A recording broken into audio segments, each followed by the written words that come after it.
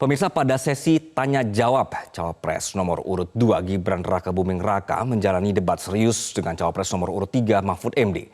Gibran bahkan sempat menyebut Mahfud berbelit menjawab pertanyaan yang dilontarkannya. Pada agenda debat kedua Pilpres 2024 yang digelar di Gedung JCC Jakarta Pusat Jumat malam 22 Desember 2023, giliran para cawapres dari 3 kubu yang menyampaikan visi misi mereka seputar persoalan ekonomi, keuangan, investasi, pajak, serta perdagangan dan pengelolaan APBN, APBD, juga infrastruktur dan perkotaan. Pada sesi tanya jawab antar kandidat, Cawapres nomor urut 2 Gibran Rakabuming Raka bertanya kepada Cawapres nomor urut 3 Mahfud MD terkait regulasi carbon capture and storage. Gibran menilai respon dari Mahfud terlalu berbelit-belit dan dianggap tak menjawab pertanyaannya. Ini karena Prof. Mahfud adalah ahli hukum, saya ingin bertanya bagaimana regulasi untuk carbon capture and storage. Kalau mengikuti pola yang sederhana aja, pakai aja kasus RUKTP namanya. Kalau di dalam ilmu perundang-undangan itu, misalnya regulasi yang sudah ada bagaimana, kalau belum ada bagaimana. Kemudian opportunity-nya bagaimana. Kemudian kapasitas lembaganya bagaimana. Kemudian komunikasi publiknya bagaimana. Kemudian ideologisnya bagaimana. Itulah yang disebut RUKTP dan prosedur tentu saja. Nah itu yang akan kita buat kalau saya ditanya bagaimana mengatur soal regulasi undang-undang tentang karbon dan sebagainya, bukan hanya karbon dan itu. Tapi kembali lagi ke pertanyaan saya Pak Prof. Mahfud menjawab 2 menit, tapi pertanyaan saya belum dijawab sama sekali Pak. Apa regulasinya Pak untuk carbon capture and storage? Simple sekali Pak pertanyaan saya Pak. Mohon dijawab Pak. Dijawab sesuai pertanyaan yang saya tanyakan Pak. Nggak perlu ngambang kemana-mana Pak. Jalannya debat makin memanas saat Cawapres nomor urut 3 Mahfud MD menanyakan jumlah investor untuk IKN Nusantara kepada Gibran. Menurut Mahfud, belum ada satupun investor yang masuk ke IKN dan pernyataan itu pun direspon sengit oleh Gibran. Tapi tadi saya tergelitik, anggaran untuk IKN itu hanya 20% dari APBN dan sisanya dari investor.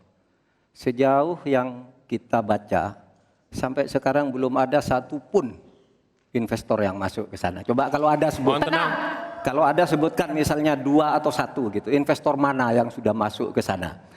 Dan untuk menanggapi Prof. Mahfud, Prof. mungkin nanti setelah pulang dari debat bisa di Google, sudah banyak yang masuk. Mayapada, Agung Sedayu. Dan nanti akan tambah lagi mungkin setelah Pilpres, karena mereka pasti akan wait and see melihat stabilitas politik di Indonesia. Terima kasih Prof. Sementara saat menjawab pertanyaan Mahfud terkait perbedaan penerimaan pajak dan teks rasio, Cawapres Gibran justru menganalogikannya dengan memperluas kebun binatang untuk meningkatkan penerimaan negara dari sektor pajak. Waktunya 1 menit, silakan ya, Bapak. Mas Gibran yang terhormat, apa sih perbedaan antara penerimaan pajak dan teks rasio? Anda bicara 23%, 23% dari apa ini? Kalau Anda bicara bahwa beda antara penerimaan pajak dan rasio atau teks rasio pajak. Kan kalau persen kaitannya dengan PDB, apa 23% dari APBN atau apa? Kalau 23% dari APBN itu salah. Karena sekarang aja sudah 82%. Dengan teks rasio sekarang hanya 10,5, sumbangan terhadap APBN itu 20%. Saya ingin tanya, 23% itu dari apa? 23% dari PDB atau dari APBN atau apa untuk menaikkan pajak? Hati-hati loh. Rakyat itu sensitif kalau pajak dinaikkan. Karena kita sudah berkali-kali nawarkan teks amnesti juga tidak jelas hasilnya. Kemudian teks pajak itu, insentif pajak sudah ditawarkan oleh pemerintah. Benar tidak Pak yang mau? Karena diperas-peras juga jadi alat nego di kantor pajak. Nah oleh sebab itu ini harus jelas. 23% dari apa selesai. Pak, yang saya klarifikasi tadi adalah teks rasio dan menaikkan pajak, Pak, itu beda. Kita ini tidak ingin berburu di dalam kebun binatang. Kita ingin memperluas kebun binatangnya. Kita tanami,